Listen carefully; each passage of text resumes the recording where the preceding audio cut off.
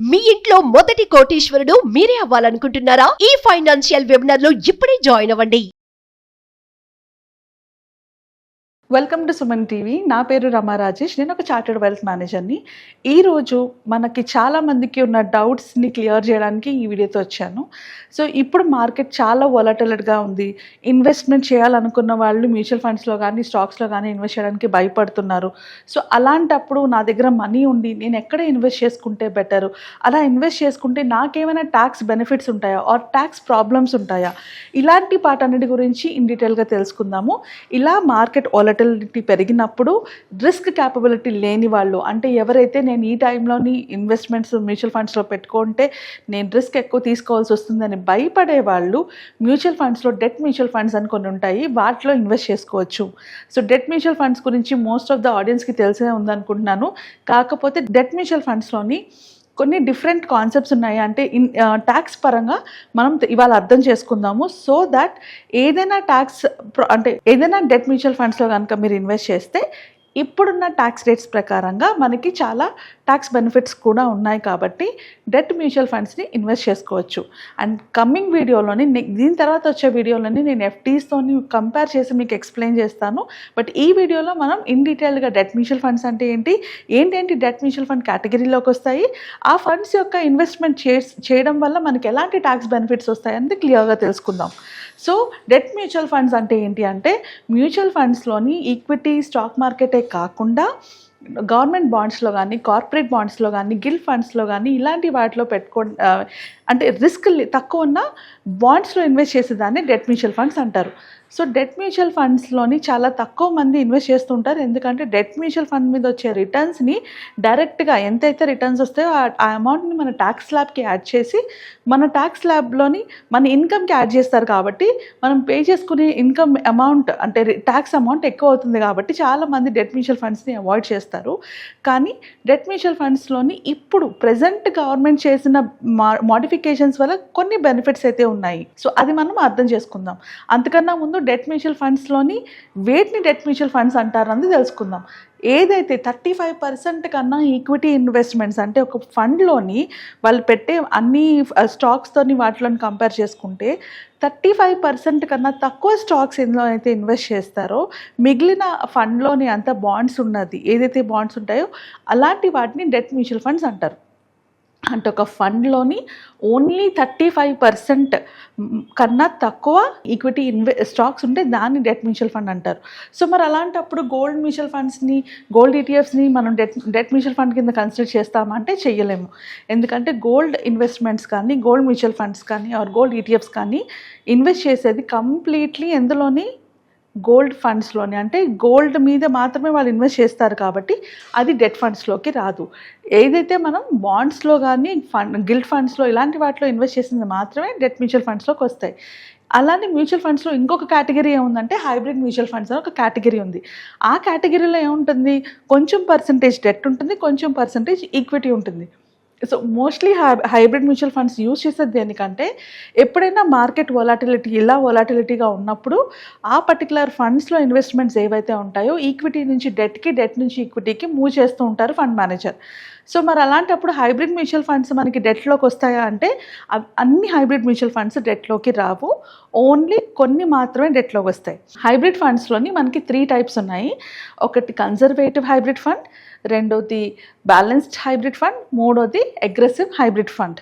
So ఈ 3 కేటగిరీస్లోని conservative hybrid ఫండ్లోని మాత్రమే less than 35% వరకు ఈక్విటీ ఇన్వెస్ట్మెంట్స్ ఉంటాయి. కాబట్టి కన్జర్వేటివ్ హైబ్రిడ్ ఫండ్స్ మాత్రమే డెట్ కేటగిరీలోకి వస్తాయి. అదే బ్యాలెన్స్డ్ మ్యూచువల్ ఫండ్కి వచ్చేటప్పటికి 50-50 ఉంటాయి.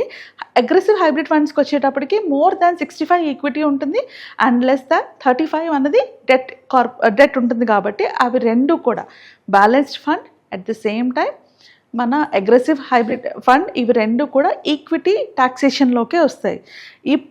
ఇప్పుడు మనకు అర్థం చేసుకుందాం అసలు ఈ ఫండ్స్కి ఎట్లాంటి ట్యాక్స్ బెనిఫిట్స్ ఉన్నాయి, అలా ఇన్వెస్ట్ చేయడం వల్ల మనకు వచ్చే బెనిఫిట్స్ ఏంటి అన్నది. సో గోల్డ్ మ్యూచువల్ ఫండ్స్కి వచ్చేటప్పటికి ఈక్విటీ అలొకేషన్ అందులో ఏమి ఉండదు, అలాగే డెట్ అలొకేషన్ కూడా ఏమి ఉండదు. So holding period gold mutual funds కూడా మనకి డెట్ మ్యూచువల్ ఫండ్స్ కిందే కన్సిడర్ చేస్తారు. దాన్ని బట్టే మనకి ట్యాక్స్ స్లాబ్స్ ఉంటాయి. సో గోల్డ్ మ్యూచువల్ ఫండ్స్లోని లెస్ దాన్ 3 ఇయర్స్ ఉంటే దాన్ని షార్ట్ టర్మ్ అంటారు, అండ్ మోర్ దాన్ 3 ఇయర్స్ ఉంటే దాన్ని లాంగ్ టర్మ్ అంటారు.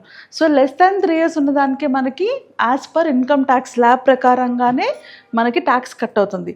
సో మన శాలరీ కనుక ఒక 12 లక్షలు అయితే ఈ గోల్డ్ మ్యూచువల్ ఫండ్ ద్వారా మనం ఒక 15,000, 20,000 or 50,000 ప్రాఫిట్ వచ్చిందంటే ఈ 12 లక్షలకి ఈ 50,000 ప్రాఫిట్ని కలిపి ఆ టోటల్ అమౌంట్కి ట్యాక్స్ వేస్తారు. మీరు అది హోల్డ్ చేసి ఉన్నంత వరకు మీకు ట్యాక్స్ పడదు. మీరు ఎప్పుడైతే అమ్ముతారో అమ్మినప్పుడు మాత్రమే మీ శాలరీలోకి ఆ వచ్చిన ప్రాఫిట్ని యాడ్ చేసుకోవాలి, రైట్? సో అదే లాంగ్ టర్మ్ కనుక మీరు ఉంటే మీకు 12.5% మాత్రమే ట్యాక్స్ పడుతుంది గోల్డ్ ఈటీఎఫ్స్లో. Same with gold mutual funds, రెండు అలానే క్యాలిక్యులేట్ అవుతాయి. Coming to multi asset funds. Multi asset అంటే ఏంటి అంటే మన ఇన్వెస్ట్మెంట్స్ ఒక్క స్టాక్స్లోనే కానీ లేదా ఒక్క డెట్ ఫండ్స్లోనే కాకుండా గోల్డ్లోని, రియల్ ఎస్టేట్లోని, అన్ని అసెట్స్లోని కూడా వాళ్ళు ఇన్వెస్ట్ చేస్తారు కొంచెం కొంచెంగా. సో మల్టీ అసెట్ ఫండ్స్కి మరి ఎలా ట్యాక్సేషన్ అవుతుంది అంటే మోర్ దాన్ 65% కనుక ఈక్విటీలోకి ఉంటే అది ఈక్విటీ స్లాబ్లోకి వెళ్తుంది, అంతకన్నా తక్కువ ఉంటే అది డెట్ స్లాబ్లోకి వస్తుంది.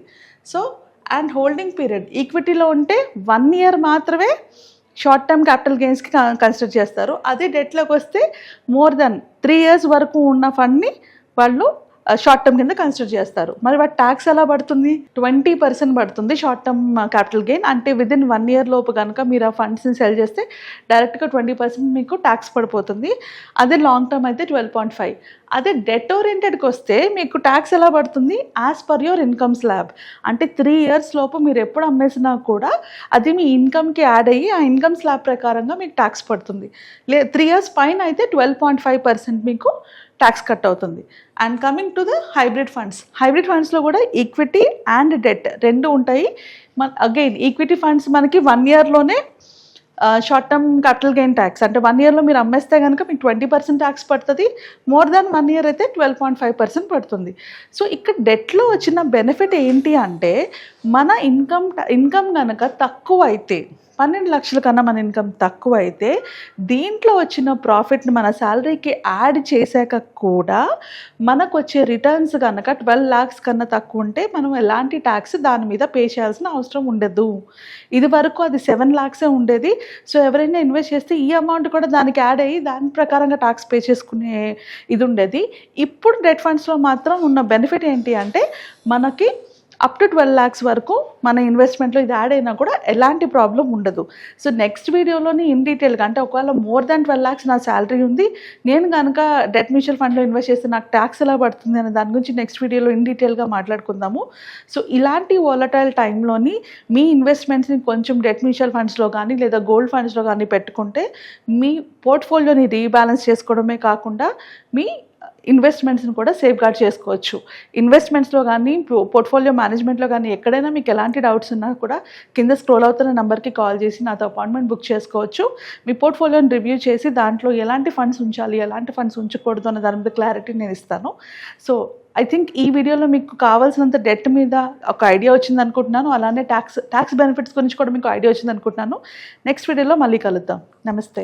లైఫ్లో ప్రతి ఒక్కరికి డిఫరెంట్ అవసరాలు ఉంటాయి. కొందరికి పిల్లల ఎడ్యుకేషన్ ఇంపార్టెంట్ అయితే కొందరికి రిటైర్మెంట్ ఇంపార్టెంట్, కొందరికి పిల్లల పెళ్ళి ఇంపార్టెంట్ అయితే కొందరికి వాళ్ళ కెరియర్ ఇంపార్టెంట్. సో మన లైఫ్లో మనకు వచ్చే ప్రాబ్లమ్స్కి, మనకు వచ్చే గోల్స్కి ఎలాంటి ప్లానింగ్ అవసరం, అలానే ఆ ప్లానింగ్లోని ఏమైనా ప్రాబ్లం వస్తే ఎలాంటి స్ట్రాటజీస్ ఉండాలి, ఈ ప్లానింగ్తో పాటు ఇంకేం కావాలి, ఫైనాన్షియల్గా స్టెబిలైజ్గా ఉండాలంటే మనం ఏం చేస్తే కరెక్ట్, ఇలాంటి ఎంతో ఇన్ఫర్మేషన్ అంతా కూడా మనం కండక్ట్ చేయబోయే వెబినార్లోని డీటెయిల్గా తెలుసుకుంటాము. మీ ఫైనాన్షియల్ ప్లానింగ్తో పాటు, ఇన్సూరెన్స్ ప్లానింగ్తో పాటు ఎలాంటి ఫండ్స్లో పెట్టుకోవాలి, పెట్టుకుంటే ఎలా ఎగ్జిట్ అవ్వాలి, ఇవన్నీ కూడా నేర్చుకుంటాము. నా పేరు రమా రాజేష్, నేను ఒక చార్టర్డ్ వెల్త్ మేనేజర్ని. సో నేను కండక్ట్ చేయబోయే ఇన్ఫర్మేటివ్ ఎడ్యుకేషనల్ వెబినార్కి రిజిస్టర్ చేసుకోవడానికి కింద స్క్రోల్ అవుతున్న నెంబర్స్కి కాల్ చేసి కనెక్ట్ అవ్వండి. మీ ఫైనాన్షియల్ సెక్యూరిటీ మీ చేతిలో తీసుకోండి. Thank you.